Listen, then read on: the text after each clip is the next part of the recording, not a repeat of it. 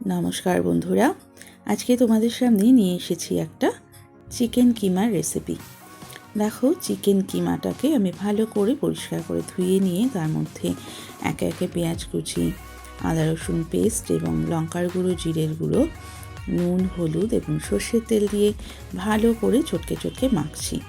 দেখো, তুমি চিকেন বা মাটন যাই হোক না কেন, যত ভালো করে চটকে চটকে মাখবে তখন মশলাগুলো তার মধ্যে ভালো করে ঢুকবে।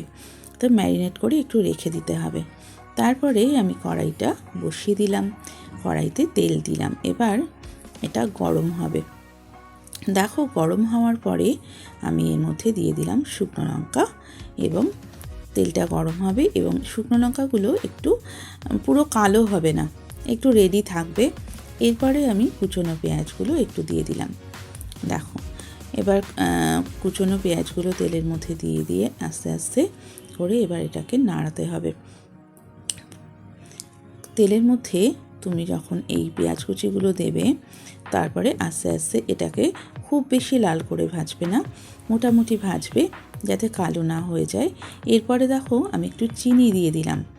চিনি দিলে খুব সুন্দর কালারটা আসে, তার জন্য যে কোনো রান্নার স্বাদ এবং কালার দুটোই ভালো হয় চিনি দিলে। তারপরে আমি টুকরো টুকরো করে আলু কেটে ধুয়ে পরিষ্কার করে নিয়েছিলাম। তারপরে আমি সেই আলুটাকে দেখো দিয়ে দিয়েছি এর মধ্যে। এবার আমি এটাকে ভেজে নেব ভালো করে। এর মধ্যে আলুগুলো ছেড়ে দিয়েছি পেঁয়াজটা হালকা ভাজার পরে। এবার দেখো, আস্তে আস্তে করে আমি এটাকে ভেজে নিচ্ছি।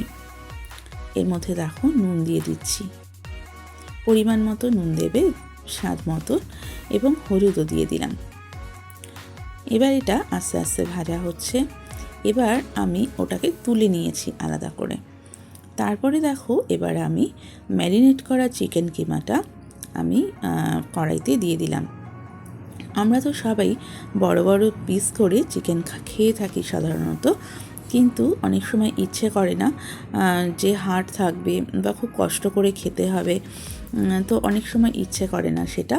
তাই জন্য আমি আজকে বলেছি একটু কিমা নিয়ে আসবে, যেন আমাকে বাঁচতে না হয়। তো আমার এমনিতেও কাটা বেছে মাছ খেতে এবং হাড় খেতে খুব কষ্ট হয়, আমার ভালো লাগে না, তাই জন্য আমি এরকম করে নিয়ে এসেছি। এবার দেখো, এটাকে কষছি। এবার আস্তে আস্তে করে কড়াইতে এটা কষছি। তারপরে দেখো, যখন হালকা করে কষা হয়ে গেছে, এর মধ্যে ভেজে রাখা আলুগুলো আমি এবার মিশিয়ে দিয়েছি। এরপরে দেখো, আমি এর মধ্যে কাঁচা লঙ্কা, গোটা গোটা কাঁচা লঙ্কা দিয়ে দেব। যে কোনো রান্নায় কাঁচা লঙ্কা দিলে পরে তার ফ্লেভারটা খুব ভালো হয়, কারণ কাঁচা লঙ্কার গন্ধটা খুব সুন্দর। কোনো রান্নাতে আপনি কাঁচা লঙ্কা বেটে যদি রান্না করা হয়, তাহলে সেটার টেস্ট আরও বেশি ভালো হয়। এবার এটাকে কনস্ট্যান্ট একটুখানি কষতে হবে এবং পাশে আমি গরম জল বসিয়ে দিয়েছি। দেখো, অল্প অল্প করে হাতা দিয়ে জল দিয়ে এটাকে কিন্তু কষতে হবে। একবারে জল দেওয়া যাবে না, তাহলে কিন্তু এটা ভালো হবে না। অল্প অল্প গরম জল দিয়ে তোমাকে এটা কষতে হবে।